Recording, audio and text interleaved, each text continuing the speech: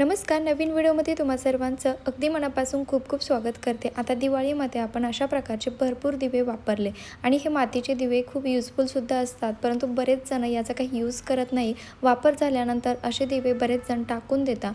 तर असे दिवे अजिबात टाकून द्यायचे नाही आहे, कारण आज आपण अगदी वेगवेगळ्या पद्धतीने या दिव्यांचा वापर कशा पद्धतीने आपण करू शकतो हे या ठिकाणी बघणारच आहोत. त्याचबरोबर आपल्या रोजची जी कामं आहे सोप्या पद्धतीने कशी आपण करू शकू हे सुद्धा आजच्या व्हिडिओमध्ये तुमच्यासोबत शेअर करते आहे. आणि बघा, गरम इस्त्रीवर खाली जर दिवा ठेवला तर आपला यामुळे खूप फायदा होणार आहे. तो कसा, तर ते सुद्धा आजच्या व्हिडिओमध्ये आपण जाणून घेणार आहोत. त्यामुळे व्हिडिओला शेवटपर्यंत बघा आणि आवडल्यास आपल्या मित्रपरिवारास व्हिडिओ नक्की शेअर करा, जेणेकरून त्यांचा देखील या ठिकाणी भरपूर मोठा असा फायदा होऊ शकेल. तर वेळ न घालवता सुरुवात करूया आपल्या या व्हिडिओला. सर्वात महत्त्वाची आणि पहिली टिप्स या ठिकाणी होते ती म्हणजे आपल्या हातांसाठी. आता बघा, आपल्या लेडीजला रोजच किचनमध्ये काम करावं लागतं. मग त्यामध्ये आपण गॅसच्या तिथे भरपूर वेळ काम करत असतो.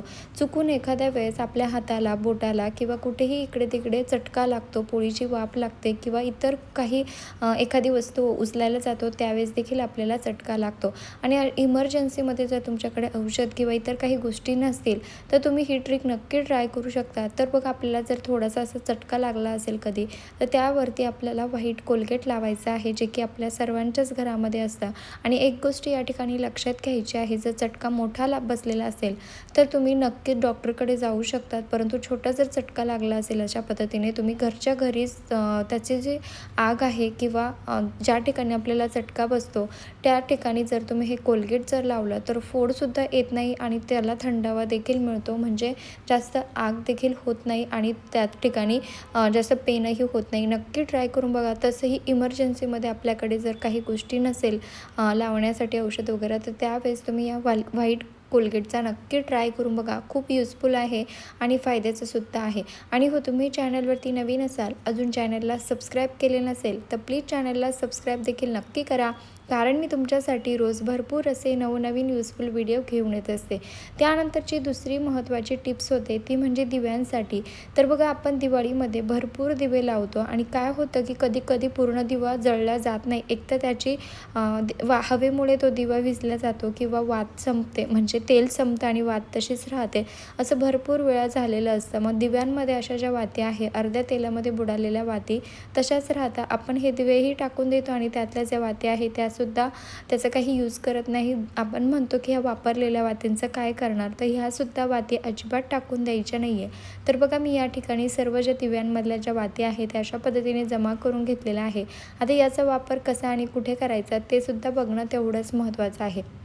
तर बघा, एका वाटीमध्ये मी सर्व ज्या वाती आहे त्या काढून घेतलेल्या आहे. यामध्ये आपल्याला काही गोष्टी ॲड करायच्या आहे. सर्वात आधी मी या ठिकाणी तेजपत्त्याची पानं घेतलेली आहे, जे की आपल्या सर्वांच्याच घरामध्ये मसाल्याच्या पदार्थांमध्ये बघायला मिळतात. तुम्ही या ठिकाणी लवंग असेल तुमच्याकडे तर लवंगसुद्धा या ठिकाणी वापरू शकतात. माझ्याकडे लवंग नव्हता म्हणून मी या ठिकाणी लवंग स्किप केलेला आहे. तर बघा, तेजपत्त्याच्या पानांची आपल्याला हळूवार अशी छोटी छोटी तुकडी तयार करून घ्यायची आहे. त्यानंतर आपल्याला यामध्ये टाकायचं आहे लसणाचे पाकळ्या, म्हणजे जे छिलटं असतात लसणाचे, सोलल्यानंतर जे छिलटं निघतात ते छिलटं आपल्याला यामध्ये टाकायचे आहे. तुम्ही कांद्याचे छिलटंसुद्धा टाकले तरीही चालेल. आणि हे बघा, खूप सोपा उपाय आहे. आता हिवाळ्यामध्ये भरपूर प्रमाणामध्ये मच्छर येतात आणि या मच्छरांना घालवण्यासाठी तुम्ही ह्या पद्धतीचा वापर नक्की करून बघा. तर बघा, मी या ठिकाणी कापूरवडी घेतलेली आहे आणि कापूरवडीसुद्धा आपल्याला यामध्ये ठेवायची आहे. तुम्ही 2-3 कापूरवड्या टाकल्या तरीही चालेल, परंतु जास्त कापूरवड्या टाकायच्या नाही, तर जास्त मोठा जो जाळा आहे तो जास्त मोठा होतो आणि लवकर हे विझून जातं. एक जर कापूरवडी टाकली तर धीमी धीमी म्हणजे अगदी हळुवारपणे हे जळत देखील राहतं आणि याचा फायदा देखील होतो. तर बघा, अशा पद्धतीने आपल्या घरामध्ये भरपूर असे मच्छर येत असतात. संध्याकाळच्या वेळी जर तुम्ही हे लावून ठेवलं तर अगदी घरामध्ये प्रसन्न वातावरण देखील होतं आणि यामध्ये आपण ज्या ज्या गोष्टी टाकलेल्या आहे तो जो वास आहे तो मच्छर अजिबातच सहन करत नाही. त्यामुळे घरामध्ये मच्छरसुद्धा येत नाही, सोबतच पॉझिटिव्ह एनर्जीसुद्धा घरामध्ये तयार होते. अगदी छान पर्याय आहे मच्छर घालवण्याचा, त्यामुळे नक्की ट्राय करून बघा. आणि ज्या ज्या गोष्टी मी यामध्ये टाकलेल्या आहेत त्या सर्व गोष्टी आपल्याला यामध्ये ॲड करायचे आहे आणि बघा अगदी हळुवारपणे हे जळत राहतं. ज्यामध्ये आपण जे काही वस्तू टाकलेल्या आहे त्यासुद्धा हळुवारपणे जर जळाल्या तर त्याचा जो वास आहे संपूर्ण घरामध्ये दरवळतो आणि त्यामुळे उबट वास जर घरामध्ये येत असेल तो सुद्धा नाहीसा होतो. सोबतच मच्छरसुद्धा यामुळे घरामध्ये येत नाही. त्यानंतरची दुसरी महत्त्वाची टिप्स होते ती म्हणजे इस्त्रीसाठी. तर बघा आपल्याकडे इस्त्री असते, कधी चुकून आपली जी इस्त्री आहे कपड्यांवरती लागते, म्हणजे गरम जो कपड्यावरती जर चिटकून राहते आणि कपड्याचा जो कलर आहे तो अशा पद्धतीने इस्त्रीला लागला जातो, जेणेकरून आपल्याला पुढच्या वेळेस जर इस्त्री करायची असेल तर त्यावेळेस व्यवस्थित इस्त्री जमतसुद्धा नाही आणि बघा इस्त्रीसुद्धा खालून खराब होते. तर असं जर तुमच्यासोबत कधी घडलं असेल आणि किंवा घडत असेल, अशा प्रकारे जर कपड्यांचा कलर जर इस्त्रीला लागत असेल तर ही ट्रिक तुम्ही नक्की ट्राय करून बघा. पण त्या अगोदर तुम्ही हा व्हिडिओ कुठल्या गावातून किंवा शहरातून बघत आहात ते देखील मला एका छोट्याशा कमेंटमध्ये नक्की कळवा, जेणेकरून मला कळेल की माझा व्हिडिओ कुठं पोहोचला ते आणि त्यानंतर मला तुमचे आभार देखील मानता येईल.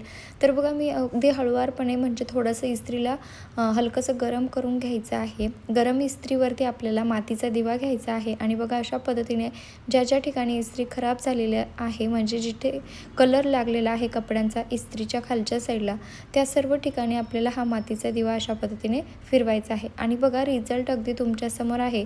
जेवढा काही इस्त्रीला खालून कलर लागलेला असू द्या किंवा खराब झालेली इस्त्री असेल, गंजलेली असेल, हे सर्व जे प्रॉब्लेम आहे यामुळे सॉल्व्ह होतात. बघू शकतात या दिव्यामुळे सर्व इस्त्री जी आहे आपण क्लीन केलेली आहे. फक्त एक गोष्ट लक्षात घ्यायची आहे ती म्हणजे इस्त्रीला हळुवारपणे थोडंसं गरम करून आपल्याला या ठिकाणी घ्यायचं आहे. त्यानंतरची दुसरी आणि शेवटची महत्त्वाची टिप्स या ठिकाणी होते ती म्हणजे बघा आपल्या महिलांना भरपूर अशा अंगठ्या घालण्याची सवय असते आणि महिला म्हटलं की पाण्यामध्ये रोजच काम करावं लागतं, परंतु आपण ज्यावेळेस ही अंगठी घालतो त्यावेळेस पाण्यामध्ये जर हात बुडवले, म्हणजे कायमस्वरूपी जर पाण्यात हात राहिले तर अंगठीच्या खाली अशा प्रकारे लालसर होतं आणि आगसुद्धा होते. तर तुमच्याही सोबत कधी असं झालं असेल, म्हणजे तुम्हीसुद्धा अंगठी वापरत असाल आणि तुमच्या देखील अंगठीच्या जागेवरती असं रेडनेस आला असेल, आग होत असेल किंवा लाल होत असेल, तर त्यावेळेस तुम्ही ही ट्रिक नक्की ट्राय करून बघा. त्यासाठी आपल्याला घ्यायचं आहे व्हाईट कोलगेट आणि जळालेलं असू द्या, म्हणजे भाजलेलं जरी चटका जरी लागलेला असेल त्या ठिकाणी सुद्धा तुम्ही व्हाईट कोलगेटच वापरायचं आहे आणि अशा पद्धतीने जर रेडनेस आलेला असेल त्या ठिकाणी सुद्धा तुम्ही या पद्धतीने कोलगेट लावल्यानंतर अगदी थंड ती जागा जी आहे ती थंड होते आणि पेनसुद्धा कमी होतो. नक्की ट्राय करून बघा आणि सर्व ज्या टिप्स आहे त्या अगदी कामाच्या आहे, युजफुल आहे. आवडल्यास तर मित्रपरिवारास देखील शेअर करा आणि हा व्हिडिओ तुम्हाला थोडा जरी आवडला असेल, युजफुल वाटला असेल तर प्लीज एक छोटंसं लाईक करायला अजिबात विसरू नका, कारण तुमच्या एका लाईकमुळे खूप जास्त मोटिवेशन मिळत असतं आणि असेच नवनवीन व्हिडिओ बघण्यासाठी चॅनलला देखील सबस्क्राईब करून ठेवा, कारण मी रोज तुमच्यासाठी भरपूर असे नवनवीन युजफुल टिप्स अँड ट्रिक्स घेऊन येत असते, ज्या की आपल्या रोजच्या कामातले जे अवघड कामे आहे ते सोपे कशी करायची त्या ट्रिक्स मी तुमच्यासोबत नेहमीच घेऊन येत असते. त्यामुळे चॅनलला सबस्क्राईब करायला अजिबात विसरू नका. तर चला भेटूया नेक्स्ट व्हिडिओमध्ये. तोपर्यंत बाय बाय.